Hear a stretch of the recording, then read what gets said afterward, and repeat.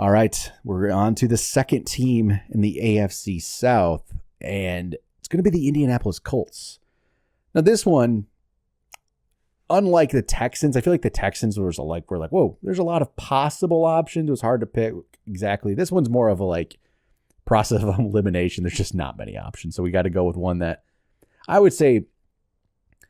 I mean, it's fine. I would say it's I'm not against it, but it's like probably not going to be one of the most valuable we see, but it has potential. And we decided it's going to be Anthony Richardson at quarterback because of the potential he has to put up fantasy points, and mainly with his legs. I would say he showed some good signs last year that he's going to be a terrific fantasy player. Then he got hurt. That's a worry though. That's the big worry with Anthony Richardson. So he's going for, on ESPN right now, he's the 8th or 7th quarterback off the board, going for $8. That's not a bad price.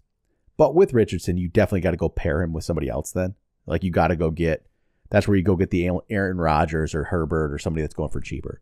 So for me, it's Richardson. I just couldn't go with any of the other options. I couldn't go. Taylor's, he could be fine. He's just a high price. Pittman's interesting because he's going for a lot on ESPN drafts, while Fantasy Pros doesn't value him very much. Like where Fantasy Pros puts him, I'm like, yeah, that's fine. It's solid. ESPN drafts, he's going for $30-some. Can't do that. So I think it's Anthony Richardson at about $7-8.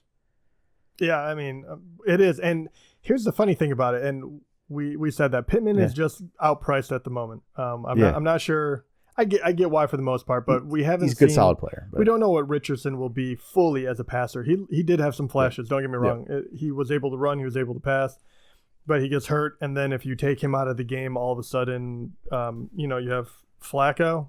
It doesn't give you a whole lot of confidence. Yeah. So once again, he's kind of off it for me right now with the price he's going at.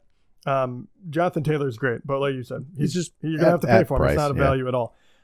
So maybe the rookie Mitchell. Maybe he's fast, but once again, how many times have we seen this play out? So yeah, and even as I say, Richardson would be the guy. I have a feeling you get closer to draft day, and his value will go up and up and up. If he's healthy. If he's healthy, and he should be. And all of a sudden, you're kind of like, I have a very risky, injury-prone. I will say he's not really prone, but an injury risk of a quarterback because he's going to run all the time. Yep. But even then, if he can put up the numbers he was in the first 4 games, and you can pair him with an Aaron Rodgers, because Aaron Rodgers would be like a buck or Goff or a buck or whatever. Yep. I still think that is a value. So I stick with him, but I don't think you're getting any value, any drastic value off this team. No, I don't think so. I don't even think there's much to talk about on it. And I can't go with the pass catchers because I don't know how Richardson will be as a passer. It's all about his running ability. Taylor's at a fine price. He's whatever. Yeah. It's nothing.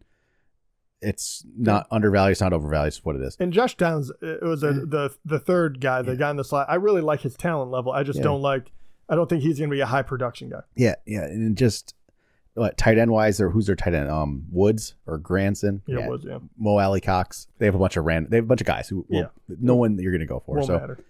It's going to be Anthony Richardson. I mean, he could be exciting and interesting, but yeah, and in some leagues, I guarantee he goes for like 20 because of the possibility. Yep. So there we go. Anthony Richardson is our pick for the Indianapolis Colts.